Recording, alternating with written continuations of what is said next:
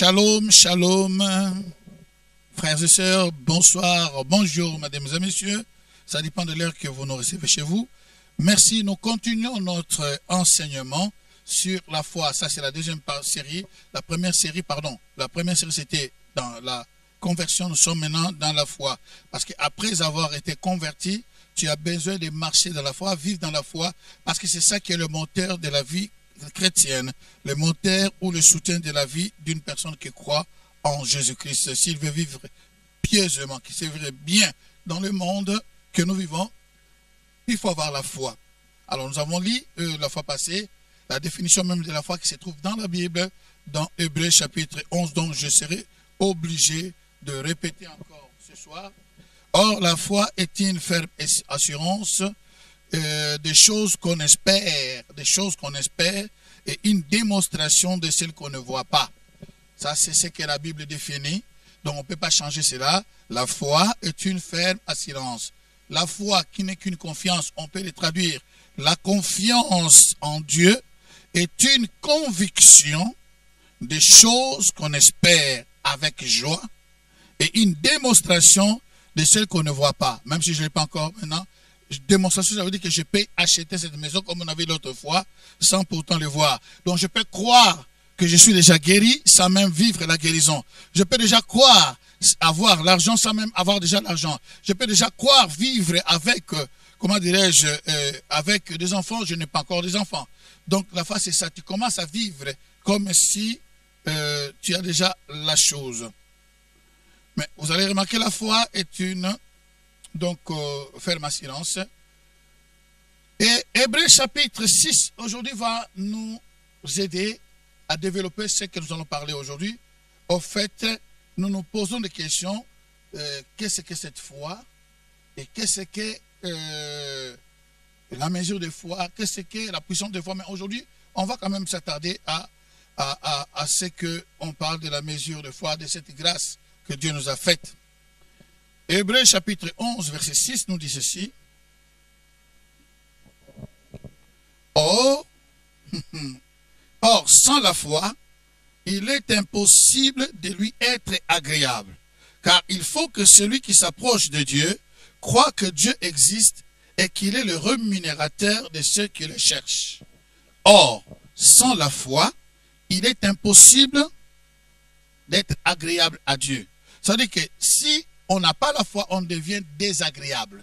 Or, je ne sais pas si toi tu peux cohabiter avec quelqu'un qui est désagréable. Je ne sais pas si tu peux vivre dans une maison où l'odeur est désabonde, l'odeur est désagréable. Lorsqu'un endroit est désagréable par son odeur, est désagréable par son environnement, tu ne pourras jamais y vivre. Même si nous sommes le temple du Saint-Esprit, quand nous n'avons pas la foi, c'est comme si nous puions. Donc, quelqu'un qui pue, Dieu ne peut pas rester là dans cette maison-là. Donc, or, sans la foi, il est impossible de lui être agréable. Donc, ça veut dire quoi? Si nous n'avons pas la foi, nous serons désagréables. Si nous sommes désagréables, c'est quelque chose qui est répugnante. Donc, on ne peut pas supporter. Alors, on se pose des questions, mais comment Dieu peut nous dire que si on n'a pas la foi, nous devenons désagréables? Parce que Dieu a fait quelque chose. Romains chapitre 12, lui-même, la Bible nous dit, il a fait quelque chose. Et nous allons le lire rapidement. Romains chapitre 12, dans son 3e verset, la Bible dit ceci.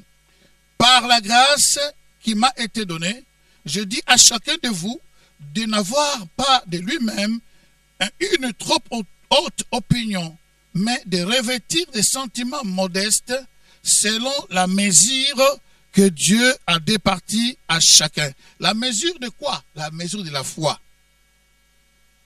Voilà. Alors, si quelqu'un n'a pas la foi, il devient désagréable. Pourquoi? Parce que dans la nouvelle naissance, lorsque tu es né de nouveau dans la vie chrétienne, Dieu déverse en toi une mesure de foi. Alors, si tu n'as pas la foi, cela veut dire quoi? Tu n'utilises pas ce que Dieu a déjà déversé en toi.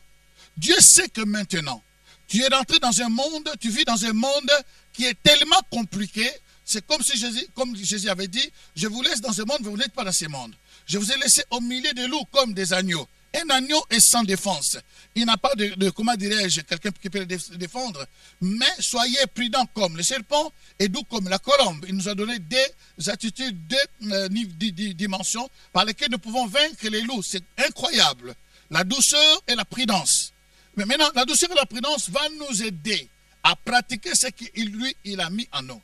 Dieu sait que pour vivre dans ce monde, tu as besoin de la foi. La foi quoi? Quand on parle de la foi, ça devient un peu spiritualisé. Tu as besoin d'avoir confiance en lui.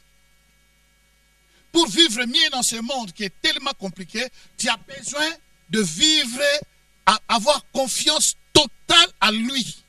Tu dois être totalement abandonné à lui, afin qu'il puisse te conduire, afin qu'il puisse t'aider à surmonter les épreuves, à vaincre les oppositions et aller au-delà. Donc, Dieu lui-même s'est pourvu avant même que toi tu ne le demandes. C'est comme, je vis de moineaux, je vis des oiseaux, je vis surtout le nid des hirondelles. Chers amis, c'est incroyable. Je vis des animaux qui construisent avec de la boue, qui devient comme de ciment. Mais avant de pondre les œufs, il prend soin de faire le nid. Donc, herbe après herbe, il les tisse par son bec, et à la fin, il dépose. Donc Dieu, avant que puisse te faire naître dans le monde spirituel, dans le monde physique, il a donné ton père et ta mère. Dans le monde spirituel, lui-même, il est ton père, il est ta mère. Donc il va prendre soin de toi. Alors il veut que tu puisses avoir confiance. Un enfant, un bébé qui est né dans le monde, il a confiance totale à ses parents. Dès qu'il a besoin de quelque chose, il crie. Il crie, s'il a besoin de faire caca, il crie, il a besoin de faire les petits besoins, il crie, les grands besoins, excusez-moi les termes que j'avais dit avant. S'il a besoin de, comment dirais-je, il a faim, il crie, parce qu'il a confiance à ses parents. Et chaque fois qu'il crie, le parent se présente, il lui donne ce dont il a besoin, parce qu'il cherche, il est encore enfant. Or, Dieu sait que, étant né de nouveau, tu auras besoin de la foi. Au travers de cette foi, tu peux crier. Quand tu cries, il vient à ton aide, par rapport à ton besoin de ce temps-là. Maintenant, Dieu lui-même, avant que tu puisses naître, il a déversé, je vais les relire ces versets, il dit que par la grâce de Dieu qui m'a été donnée, c'est Paul qui parle. Je dis à chacun de vous de n'avoir pas de lui même une trop haute opinion. Il écrit à une église qu'il n'a pas créée lui-même. Donc cela est valable pour nous aujourd'hui. Une haute opinion de lui-même, mais de revêtir des sentiments modestes selon la mesure de la foi. Selon la mesure de la foi que Dieu a départie à chacun de nous. Donc Dieu, il a donné une mesure de foi à tout un chacun de nous. À toute personne qui naît de nouveau, il a la même mesure de la foi. Et cette mesure de la foi, c'est quelque chose qu'on ne peut pas négliger. Voilà pourquoi un jour, si nous allons rapidement lire dans... comment dirais-je, Luc chapitre 17, nous allons voir, un jour les disciples sont approchés vers Jésus-Christ et lui demandaient, parce qu'ils voyaient beaucoup de miracles que le Seigneur faisait. Beaucoup de miracles, les choses qui les étonnaient. Malgré qu'ils dormaient avec lui, qu'ils mangeaient avec lui, ils connaissaient que c'était leur maître. Mais à un certain moment, non, il fait des choses qui surpassent notre compréhension. Les apôtres dirent au Seigneur, il dit ceci, augmente notre foi. Alors, imaginez, je vais lire quand même le premier verset, comme ça vous comprenez dans quel contexte. Jésus dit à ses disciples, il est impossible qu'il n'arrive des scandales, mais malheur à celui par lequel arrive. Il vaudrait mieux pour lui qu'on le mette à son cou une pierre de moulin et qu'on le jette dans la mer, que s'il scandalisait un de ses petits. Prenez garde à vous-même, il parle aux disciples. Si ton frère a péché, reprends-le. Et s'il se répand, pardonne-lui. Et s'il a péché contre toi, 7 fois dans un jour, et que 7 fois, il revient à toi, disant, je me répands, tu lui pardonneras. Tout de suite, les apôtres ont dit, les apôtres dirent au Seigneur, augmente-nous la foi. Parce qu'ils ont compris que, vous savez, ils ont compris que c'est question du pardon. Si quelqu'un t'a fait du mal dans un seul jour, 7 fois du mal, qui irait tout te demander pardon, tu dois les pardonner 7 fois. Or, d'habitude, s'il fait déjà la même bêtise, les premières bêtises, deuxième dans le jour, il ne veut pas retourner. C'est impossible que dans un même jour, il fasse... Cela veut dire quoi? C'est ça qu'il dit dans Matthieu chapitre 18. Il dit à Pierre, Pierre dit combien de fois pardonner mon frère? Ce serait cette fois, Dieu a dit non, non, non, non, ce serait 7 fois, fois 70 fois. Ça veut dire 490 fois par jour. Alors là, les disciples ont dit non, non. En tout cas, nous avons des problèmes dans nos âmes. Seigneur, en ce moment ici, en tout cas, augmente notre foi. Parce qu'ici, nous n'arriverons à rien à faire. Ils ont compris que pour pratiquer même les pardons, ils ont besoin de la foi. Donc, quand on libère une personne dans les pardons, quand on accepte les pardons, nous avons besoin de la foi. Il dit, oh Seigneur, augmente-nous la foi. Et le Seigneur dit, si vous avez la foi comme un grain de sénévé, oh, je demanderai à notre frère de vous faire voir le grain de sénévé. C'est la petite graine qui se trouve dans le monde entier. Il dit, si vous avez le grain de sénévé, ou de moutarde, si vous voulez bien, je ne sais pas comment, vous direz à cette montagne, déracine-toi et plante-toi dans la mer, et il vous obéira. La graine de sénévé, vous pouvez le voir maintenant. Mais cette graine, elle est petite parmi toutes les graines. Parmi toutes les graines. Regardez cette graine-là. Mais lorsqu'il devient, on le plante, ça devient un grand arbre. Regardez cet arbre. Regardez-la très bien. Il devient un grand arbre dont même les oiseaux viennent faire leur nid. Mais dans la grandeur, c'est une petite chose. Et Jésus dit à ses disciples, si vous avez seulement la mesure de graines, vous avez la graine comme grain de sénévé, vous direz à cette montagne, ôte-toi de là, et place-toi, jette-toi dans la mer. Or, c'est ce qui dira le livre d'Hébreux. C'est ce qui dira aussi que Marc 11. Jésus dira que si vous avez de la foi de Dieu, ça veut dire que celui qui croit sans douter et il le proclame. Ce que tu crois, que tu ne doutes pas, tu es convaincu dans la joie, avoir l'image et tu le déclares, tu auras cette chose. Mais si tu ne crois pas, cela ne va pas se passer. Voilà pourquoi quelqu'un qui n'a pas de foi devient désagréable à Dieu. Pourquoi? Parce que Dieu a déjà mis une sémence qui a cette dimension de graines de sénévé dans sa vie, mais la personne ne le pratique pas. Alors, je peux nous donner un exemple. Nous sommes là, vous savez, quand on regarde un bébé, nous voyons le jour de la naissance, on voit un bébé qui naît. Mais le bébé n'a pas commencé tout de suite comme ça. Un jour, il y avait une sémence. La sémence de l'homme a été libérée. Or, la parole de Dieu est une sémence. Et cette sémence que je dis, c'est comme, même s'il a la grandeur des graines de sénévé. La parole de Dieu est une sémence qui peut, comment dirais-je, aller comment dirais-je, à faire, à créer ce qui n'existait pas encore. Dans le sein de cette femme, que c'est toi et moi, il n'y avait rien. Mais lorsque j'écoute la parole, c'est ça qu'on dit que la parole de Dieu, donc la foi vient de ce qu'on attend, on arrivera. La foi vient de ce qu'on attend. Lorsque j'écoute la parole, c'est comme une femme qui reçoit la sémence. Déjà, la gestation commence. Cette parole, or la foi vient de ce qu'on attend. Déjà qu'on est là, on passe déjà. Donc on va obliger tout ce qui est protocole, tout ce qui est système. Donc la foi, cette foi-là, ne peut venir qu'en écoutant la parole, ou dans tous les sens, dans tous les 5 sens que Dieu a mis en nous, qui est ouvert à la parole de Dieu. Je peux voir la parole qui crée la foi en moi, je peux entendre la parole qui crée la foi en moi, je peux sentir la parole qui crée la foi en moi, je peux vivre cette parole d'une façon, je peux les sentir même dans l'odeur de parfum. Tu peux prier puis tu sens un parfum du ciel. Ça veut dire que tu sens spirituellement, tu es dans le ciel, tu peux déclarer les choses. Donc, la foi vient de ce qu'on attend, et ce qu'on attend vient de la parole de Christ. C'est important, je ne t'ai pas, c'était pas dans mes notes, mais déjà qu'on est là, on peut passer là. La foi vient de ce qu'on attend. Cette sémence que Dieu a mis en nous, elle est déjà là. Mais maintenant, qu'est-ce qui va se passer? Il faut que cette sémence grandisse. Comme le bébé, il y a les premiers jours, la sémence est lancée et la gestation a commencé. Une semaine après, la femme commence à avoir des courbatures, un mois de courbatures, des choses commencent à changer. Ça change sa façon de vivre. Lorsque la foi, la parole de Dieu commence à toucher ta vie, ça va affecter même ta façon de vivre. tu vas commencer à vivre selon cette parole qui est en toi. Si la parole dit qu'elle ne mange pas, tu ne vas pas manger. Tu vas voir une femme qui était habituée à manger quelque chose. Elle était habituée à manger chez nous, comme on dit, le feuille de manioc. Lorsqu'elle est enceinte, cet enfant-là n'aime pas cette... Donc, la femme est obligée à s'adapter à ces rythmes-là. Il ne va plus manger durant toutes ces périodes-là. Pourquoi? Parce que l'enfant ne supporte pas ça. Donc, il y a des choses, lorsque tu écoutes la parole de Dieu, cette parole qui rentre en toi va aller remuer la mesure que Dieu avait déjà placée en toi lorsque tu avais cru au Seigneur. Et cette mesure vont se mettre d'accord pour commencer à travailler, à donner la vie.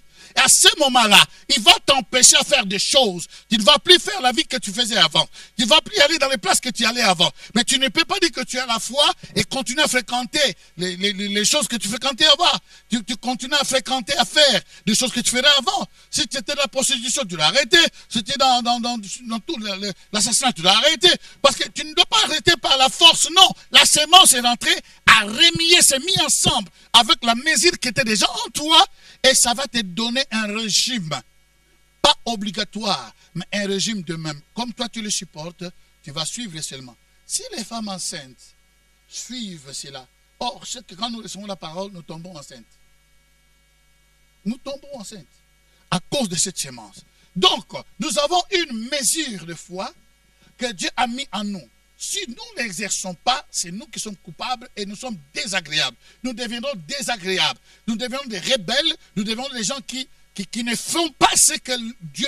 Ça veut dire qu'ils ne font pas ce à quoi ils étaient destinés. Or, là, nous devenons des hypocrites. Parce que nous étions destinés à être des princes, mais nous vivons comme des esclaves. Nous étions destinés à dominer, nous sommes dominés. Ça veut dire que pourquoi nous n'exerçons pas ce que Dieu a mis en nous. Il dit, augmente-nous la foi. Parce que les choses que nous ne pouvons pas faire dans les choses normales, nous avons besoin de la foi. Je veux dire, donc, inutile d'augmenter la foi. Et si vous regardez maintenant, dans le chapitre 10 de même Luc, au verset 19, qu'est-ce que la Bible nous dit?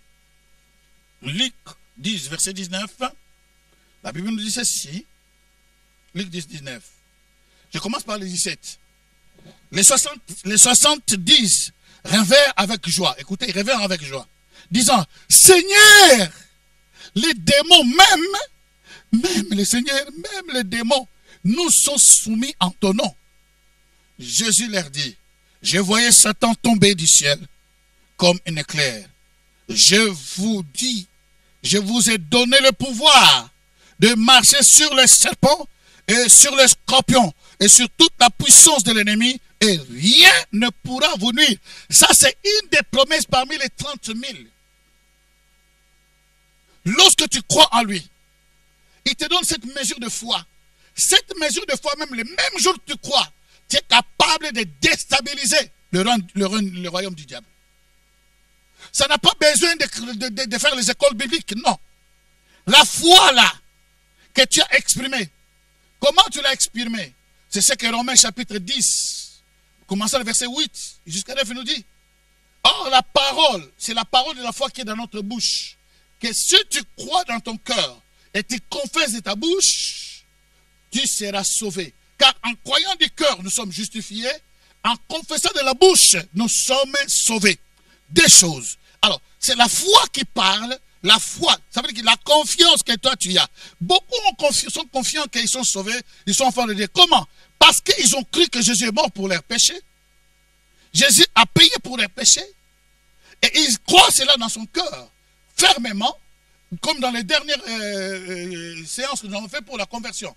Il croit dans son cœur qu'il est mort pour son péché, pour ses péchés, pour sa folie, pour ses transgressions.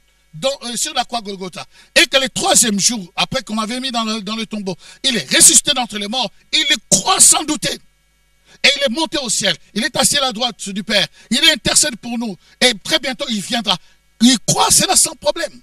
Et quand tu crois cela, la Bible dit que lorsque tu les confesses de ta bouche, tu parviens au salut. Alors nous croyons que nous parvenons au salut, on n'a rien payé, on n'a pas fait de jeûne, mais juste parce que nous avons cru fermement, ça veut dire que nous avons eu confiance à Dieu en sa parole et nous sommes convaincus que je suis sauvé. C'est de la même façon que la foi fonctionne dans toutes les dimensions. Croire dans le cœur pour la guérison. Être convaincu d'être guéri parce que Jésus l'a dit. Il a payé par ce maîtrise, tu as été guéri. Tu es convaincu de cela. Commence à avoir une image que tu es déjà guéri. Alors, c'est la guérison est à toi. Dans toutes les dimensions, que la guérison physique, la guérison spirituelle, la délivrance, la bénédiction, l'ouverture, les opportunités, Dieu peut le faire. Si tu as confiance en lui et tu es convaincu de cette confiance et tu as une image qu'il a donnée lui-même par ses promesses, comme il a dit ici. C'est clair, chers amis. Donc, nous voyons que ici, Dieu, les disciples retournent. Il dit, Seigneur, même, ça veut dire que lorsqu'ils étaient partis, ils n'étaient pas sûrs. Ils étaient sûrs, peut-être, ils étaient confiants de chasser les démons, peut-être pas. Ils étaient peut-être sûrs de guérir les malades, oui. Mais la chose qu'ils ont soulignée en retournant, il dit, Seigneur, même les démons nous ont été soumis en ton nom. C'est-à-dire qu'ils étaient étonnés, ébahis. Quelque chose peut-être qu'ils ne croyaient pas. Alors que Jésus les a donné le pouvoir avant de partir. Je vous donne le pouvoir. Dans chaque maison, vous rentrerez. Si on vous accueille, restez là. Mangez des trucs dont vous donnez. S'il y a des malades, guérissez là. S'il y a des lépreux, purifiez là. Des morts, ressuscités. Et chassez les démons. Il dit que ils étaient étonnés. Jésus a dit, écoutez, calmez-vous. Ce n'est pas ça qui est important. Ce qui est important, c'est que votre nom soit écrit dans le livre des vies. Mais néanmoins, ils ont expérimenté quelque chose qu'ils n'attendaient pas. C'est ça que nous avons dans la vie chrétienne. Tu as une puissance qui est en toi, mais tu ne sais pas évaluer cette puissance. Comme ça, quand tu ne sais pas, tout d'abord, tu ne sais pas localiser cette puissance. Tu ne sais pas identifier cette puissance. Tu ne sauras pas faire grandir cette puissance. Alors, s'il y a une mesure, on parle d'une mesure. Comme Jésus a dit, il y a une mesure. Si vous avez la mesure de la foi comme le grenier s'en avait, vous pouvez dire cette mesure. Ça veut dire que cette mesure, chaque mesure, on peut l'augmenter, on peut le multiplier, on peut le quadrupler. Alors, qu'est-ce qui se passe? Un enfant qui naît, comme on a dit, il vient de naître, vous allez voir qu'il a tout en miniature. Des petits doigts, des petits ongles, et sa tête est petite, et tout est en miniature. Ce n'est pas que lorsque cet enfant commencera à grandir, lorsqu'il arrive à une année, Dieu va prendre les os de une année et les met dedans. Et il arrive à 2 ans, Dieu prend les jambes de 2 ans et met dedans. Non, non, non, non, non. L'enfant grandit de l'intérieur à l'extérieur. Comment? Le fait de manger très bien va aider cet enfant de grandir. Il faut manger à sa taille, manger à son niveau. Lorsqu'il est bébé, on ne peut pas lui donner des os. Il n'a pas de dents, donc il ne peut pas manger les os, les poulets, il ne mangera jamais. Donc il a besoin du lait. Voilà pourquoi, même dans ce livre de veille, vous avez besoin, il y a un temps où vous devez boire du lait. C'est-à-dire que lorsque tu nais de nouveau, tu as besoin d'écouter la parole de Dieu. Et c'est la parole de Dieu que tu lis chaque jour. C'est ça qui va te faire grandir. La soif et la faim de la parole que toi tu as, c'est ça qui déterminera ta croissance. Vous allez remarquer des personnes qui sont dans le corps, qui arrivent de croire au Seigneur. La personne a peut-être une semaine de conversion. Mais il peut grandir plus que quelqu'un qui a 20 ans, 30 ans dans le Seigneur.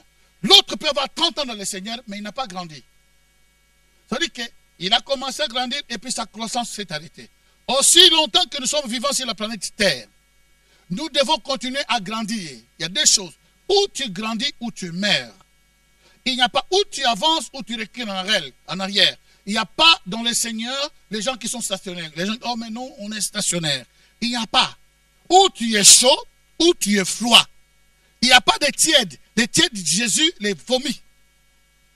Alors, il n'y a pas de gens, bon, nous sommes des standards, nous sommes là. Ça veut dire, non, non, non, non, ça n'existe pas. Donc, il y a des gens qui, leur croissance a été déjà arrêtée. Comme la croissance est arrêtée, ces personnes-là ont des problèmes.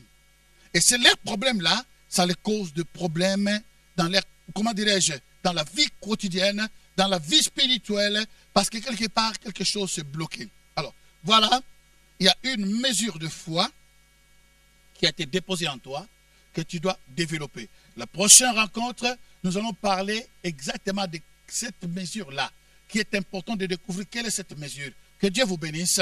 Éternel mon Dieu, mon roi, bénis tes enfants, fortifie-le, alors que nous parlons de la foi, ceux qui entendent, qu'ils puissent l'expérimenter, qu'ils puissent développer leur foi au nom de Jésus de Nazareth. Soyez bénis, à la prochaine.